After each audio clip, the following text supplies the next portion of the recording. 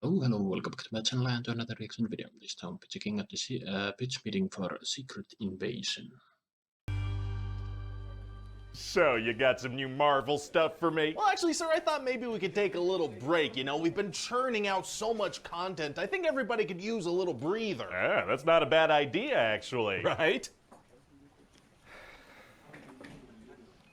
All right, that should about do it. Yeah, that's good. So I'm thinking we do a Secret Invasion show. Oh, the shape-shifting Skrull storyline from the comics? That's the one. So Nick Fury's gonna come back to Earth, and let me tell you, he's old and miserable now. As all protagonists should be. Yeah, and so he's gonna meet up with Maria Hill, remember her? Oh yeah, we only got snippets of their partnership in the movies. It'll be cool to dive into that a bit more. Yeah, for sure. So she dies. Oh my god. Pretty much right away. Dang it. See, it turns out that some Skrulls are evil now, and there's a little faction of rebels that want to start World War III. What are they rebelling against? Nick Fury. What do you mean? See, he and Captain Marvel had promised to find them a new planet, but after looking around for like 2 years, they were like, no, there's nothing out there. There's no planets at all. Why don't they work something out like the Asgardians to have their own little place on Earth? Unclear. So now this Skrull named Gravik is in charge, and he hates Nick Fury and Talos. Uh-oh. Yeah, and Talos' daughter Gaia is gonna be a part of this group, but then she's gonna realize, hey, maybe the Skrulls that want to kill a bunch of people aren't super nice. So she's gonna switch sides? She is. Amazing. So Gravik basically wants humans to go to war and blow the planet up. And live on it. Well- so what we're gonna get here is a super sophisticated spy thriller as Fury tries to stop these Skrulls. Well, yeah, I imagine that's gonna be thrilling. You could really play with the shape-shifting Skrull thing, you know? They could be anyone at any time. Really create some tension in the scenes. Oh yeah, that would have been good, dang it, wow. But you have some Skrulls impersonating people, right? Yeah, but we just let the audience know who's a Skrull pretty much right away. Like, Rhodey is a Skrull, we just tell them that through a mirror. Well, that might be thrilling in its own way. Maybe, yeah, maybe, I hope so. Anyway, so what else happens in this thing? Well, we're gonna reveal Missed that Nick Fury's opportunity. actually married to a Skrull. Oh. Yeah, so if you ever wanted to see Sam Jackson deeply make out with a green alien, this is the show for you, I guess. That is on my bucket list. I'd also like to see him make out with a bucket. Oh yeah? Just Sam Jackson making out with anything, really. It's just fun to watch. Okay. Samuel L. Jackson tonguing stuff is tight. All right, anyway, so Gravik gives himself extremist powers using this radioactive machine he has. Okay. And he wants to give himself a bunch of superpowers and become a super Skrull. So he wants World War III and also superpowers and also, like, a house. That's right, so he can walk around all green-like. And for that war thing, he tries to kill the US president and blame it on the Russians. very sneaky. Yeah, and during the attack, frickin' Talos dies trying to save the president. Oh, extremely sad. I mean, I think. I kind of remember him from Captain Marvel. Yeah, he was in that, and you know, maybe a post-credit scene.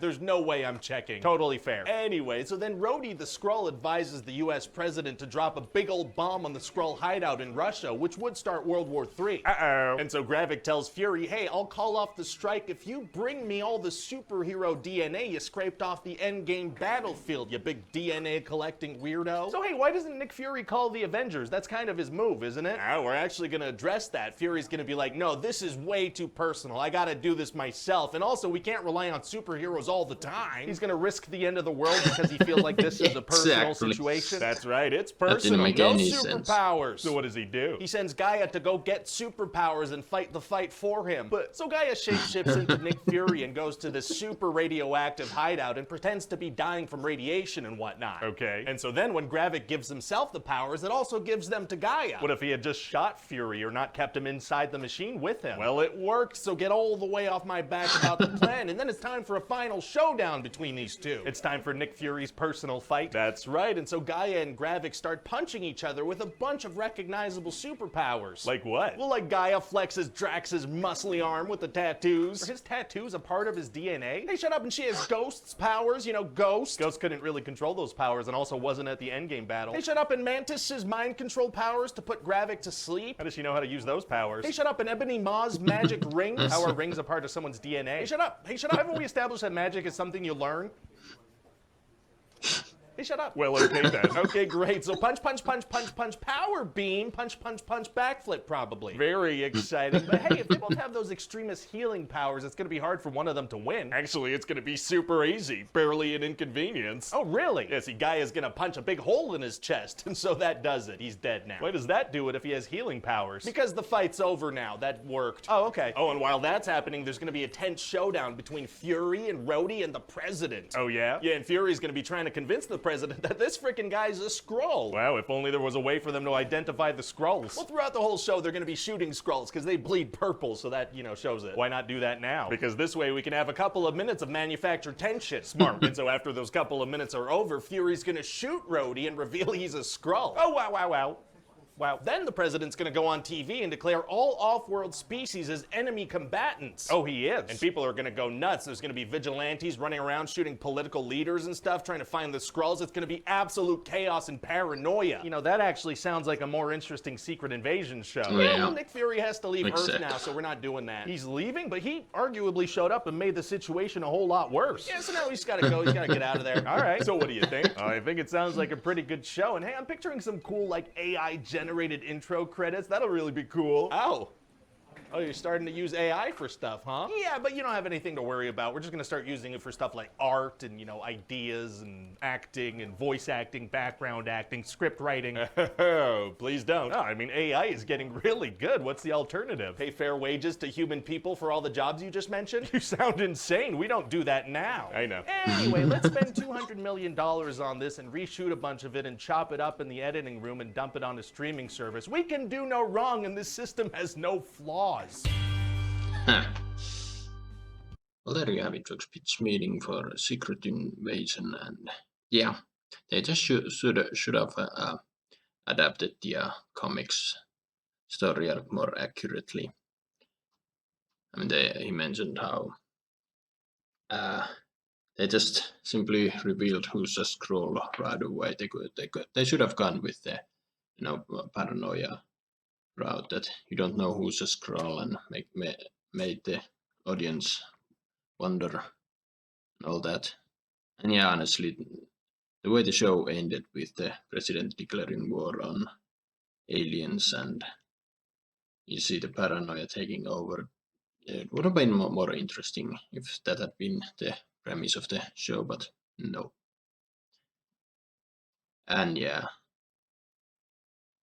I liked how he made fun of the fact that Nick Fury's motivation for not calling the Avenger, that it was too personal for him, but then when the final fight is, he's not even there. But yeah. And also the fact that, yeah, the Skrull's blood is purple, so Fury could have easily just wounded Rhodey when he showed up at the end, but no, manufactured tension and all that. But yeah, kudos for having the guts to kill Maria Hill at the very beginning. That was a gutsy move. I know a lot of people were upset that she never, got to be her own fleshed out character, but I mean, but then again, now that the multiverse stuff is all around, they'll probably find a way to bring her back at some point in some way. But yeah, honestly, the honest trailer for Secret Invasion was a bit funnier. They weren't too afraid to make fun of it. And yeah, but in this one, he did take a jab at the AI. But yeah, we are in the crossing, but very soon everything will be done by AI, so what can you do? But yeah. What do you guys think? Write your thoughts down below. Comment, subscribe if you want to know. We'll see you in another video.